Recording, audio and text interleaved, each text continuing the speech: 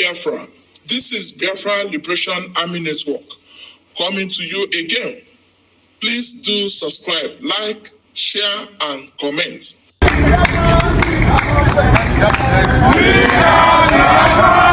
not Nigerians.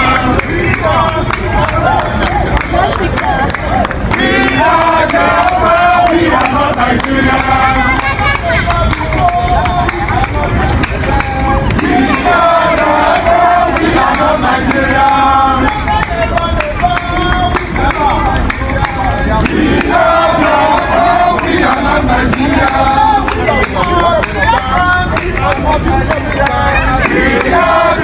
Look at my SUV. I'm in a trending video in what look like more people joining Samonepa to renounce Nigerian citizenship. We are seeing a group of Nigerians, perhaps the Biafrans, Igbos, chanting, "We are Biafrans, we are not Nigerians." It looks as if what a senator said, that the government should take action urgently before people start believing Samonepa. It's like, it looks as if people already believe in him.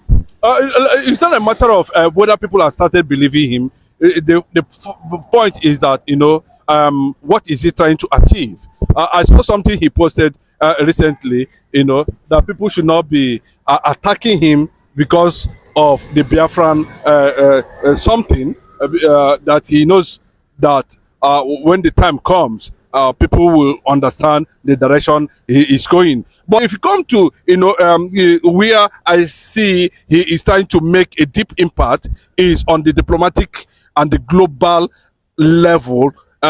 Countries, recognized nations like the G7, trying to get them to buy into the Biafran restoration agenda, look into the bring in solidarity to the quest, and of course that is what we need, you know, mostly than this issue that is connected to him, to his name, over violence and killing. You know, yes, I understand the direction he was going when he said that, you know, you cannot continue to watch why Nigerian terrorist military army, you know, police together could not to, you know, kill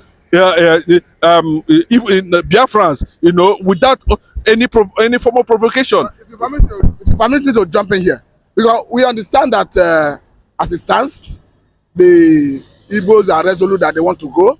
But the question I want to ask is, what do you think the government can do to rekindle the confidence of the Igbos in Nigeria?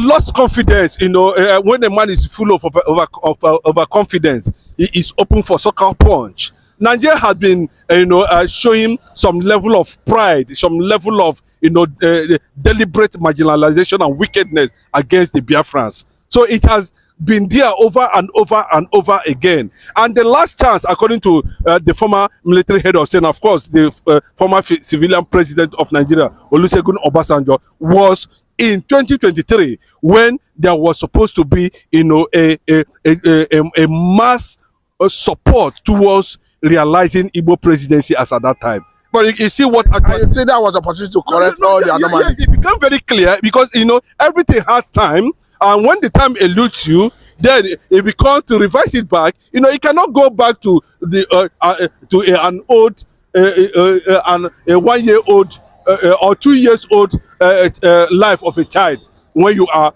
above 40. No, it's not possible. Nigeria is 64 thereabout, but the gentleman said Nigeria is 104 years old. But Igbo man has never been considered to be president. And look at the level of marginalization. There are reasons why we should have millions of Simon and Nnamdi Kanu, and they're all there. They are all there waiting, you know. And they have been warned that to an extent they should not allow the Igbo nation at this point in time, considering their global presence, to take up arms again against Nigeria. It will be very devastating. I can tell you that, you know. But the fact we are looking at, you know, that would have been an opportunity, you know, to create a certain impact about Nigeria-Igbo relationship. So it was look like you diplomatically towing the line of Senator Ned Nwoko, who have said that if you arrest Samonepa, 100,000 Samonepa will emerge. Of course, we understand that the way it stands today, he has been in the Senate drumming support for negotiation with the agitators. You told that same line that they should call for roundtable discussion. If you look at Ned Nwoko recently, you know, a lot of people might have been surprised to see Ned Nwoko, a respected senator, a billionaire, a vibrant man, whose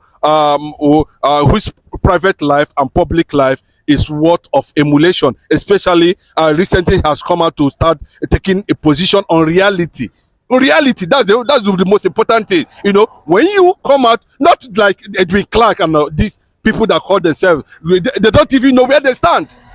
But he has come out to tell you that anybody that is saying that Delta State is not Igbo, you need his head to be re-examined. He has continued to take a particular position because he knew that the resources that is coming from the Biafra land is being sabotaged and not even put to proper use in the development of Nigeria. Instead, the northern politicians or whatever they call themselves, share it unceremoniously and rubbish the usefulness of the resources coming from the Biafran land.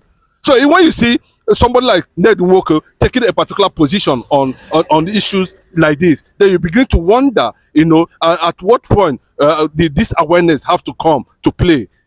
I believe the prophecy and the message of Mazin Nnamdi Kanu has been able to, have a deep feast in the consciousness of many Nigerians, especially those of them from the South.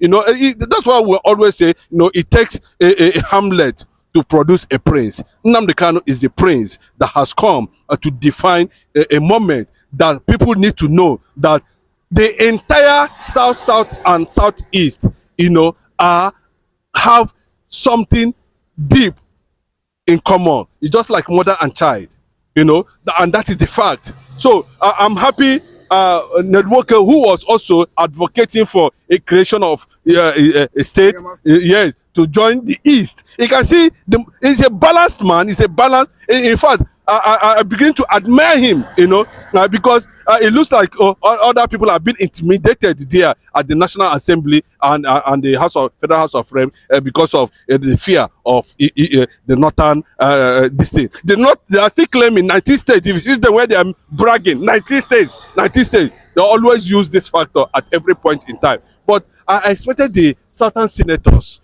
to rise up to the occasion, especially when it comes to this issue of tax reform. The North is not bringing anything to the table, but still they have the vast access to the oil reserve, gas reserve in the Biafran land. So anybody that sees this marginalization, over and over the years, and nothing is being done about it, will look at that issue and more likely support the position of Ned Nwoko, a serving senator, on producing 100 million. And of course, which is Ned Nwoko is one of them also, because anybody that is speaking the truth to power is like Simon Eba or Mazina. Okay, now let me bring this angle, because there is a trending video where a Nigerian American military personnel was telling Trump, when Trump was the president, that should permit them to invade Nigeria, considering the suffering of the Biafrans, the Igbos. Of course, according to him, that he's a Nigerian, he's from an Igbo man, that what the treatment that has been meted out to the Igbos, that is not comfortable. And we are seeing an election coming up in America, and Trump is already a candidate of one of the major political parties. Do you see Trump supporting Biafra in the event that he made the president of the United States of America this time around? Let me tell you, I think that is not something we are going to digest at this point, because the fact is that, Trump is Biafra and Biafra is Trump. That is the message there. How do you come to that conclusion? Yes, because he have a relationship. He's being relational. His allies, especially people from the land of Israel, understand the plight of the Jews in West Africa, which are Igbos, what they are going through, how they are being killed by Boko Haram, how the government has suppressed and oppressed them for over 104 years now, and the oppression still continues, and how Igbos at every point in time, struggle, become the only tribe in this country that struggle for survival at every point in time, 24 hours working, sweating. No other tribe does it in this part of the country. Go and do your research very well. So the Igbo nation has been outstanding, and they have been able to, have a global presence where they have been noticed even by world leaders from different countries of the world. So if Trump is eyeing the restoration, what we know just that any American president can go there and do the same thing he did in Tel Aviv by announcing the movement of Israeli capital from Tel Aviv to Jerusalem. No, to set the record straight, it was American embassy he moved from Tel Aviv to. No, now I'm telling you, Jerusalem. excuse me, let me tell you. Apart from that, the capital of Israel is in Tel Aviv. The capital of Israel now is in Jerusalem. Please take note of that. So on that note, what we need there is just that solidarity, and that will. Even though the United Nations, look at the way they are now, it's like they are pro-Islam leadership is what is running in UN now, considering the position of Antonio Guterres in what is happening in the Middle East. So anybody that is telling you that Trump is likely going to endorse Biafra, it is perception. It's a perception that is people believe. Even an ordinary man on the street who is a Biafran believe that it will come. People, he knows. When you the perception you give your not to. No, let me tell you. Even before the issue, the perception you support. That's what I'm telling you. I want to make a reference to what Trump said before he finally left the White House, to hand over to Joe Biden currently now. He made it. He tweeted it. I read it on Twitter. He said, because at that, when Trump was campaigning, there was, American flag being rolled down in the entire eastern part of the country, calling for the support of Biafra. He said, I have seen you and I have noticed you. He tweeted it. Trump himself tweeted it.